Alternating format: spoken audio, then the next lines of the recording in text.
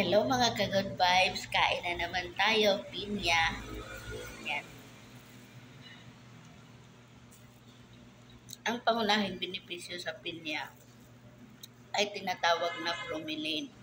Ito ay isang digestive enzyme na makakatulong para sa ating panunaw. Maganda din ito para sa may sinusitis.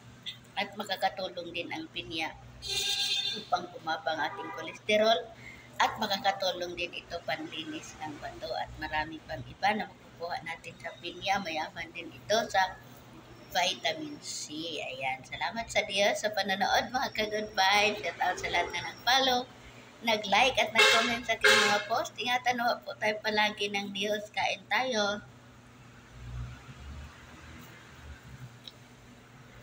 Kailangan kakain tayo ng hilaw, prutas man o gulay para mayroon tayong fiber at saka vitamin C. Ingatan naman po tayo ng Diyos mga ka-good vibes. Kain tayo.